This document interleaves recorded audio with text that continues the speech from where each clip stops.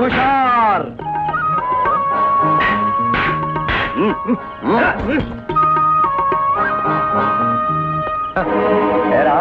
నువ్వేనా భీముడివి? కాదు. అవును, మేము దొంగతనం చేసామని పోలీసులకు ఫోన్ చేసింది నువ్వే కదూ? అవునవును, దొంగసారా కాసారని ఫోన్ చేయబోయేది నేనే. అయితే ఇప్పుడు మా చేతిలో చావబోయేది కూడా నువ్వే కదూ?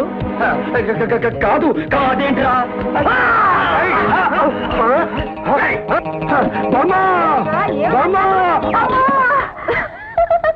బామ్మ, రౌడీలు వస్తున్నారు, తొందరగా తలుపులు మీయవే. రౌడీలు వస్తే నిన్నేం చేస్తారు?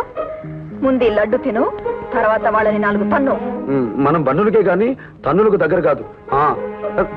నువ్వు తొందరగా తలుపులు వేయవే. ఇదే నా మనవడు భీముడైతే ఇద్ది భీముడు దెబ్బ అని అదరగొట్టేవాడు. వాడి పుటకే వేరు, వాడి రక్తమే వేరు.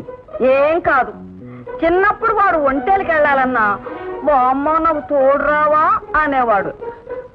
హనుమంతుల వారి తావీదు కట్టేసరికి ఆ ఆంజనేయుల వారి కంటే బలవంతుడైపోయాడు.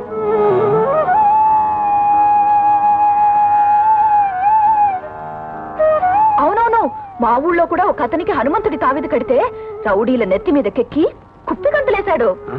తావీదు కడితేనే అంత బలవంతుడు అవుతాడా? ఎందుకైనా మంచిది, నువ్వు కూడా ఒక తావీదు కట్టుకోరాదు, మంచి బలం వస్తుంది. కట్టమ్మాయి.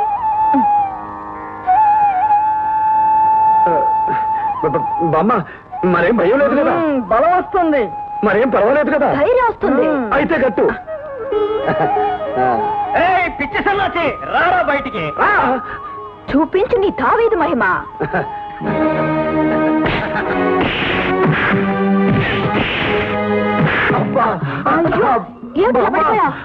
చూపించు నీ తావీదు మహిమ.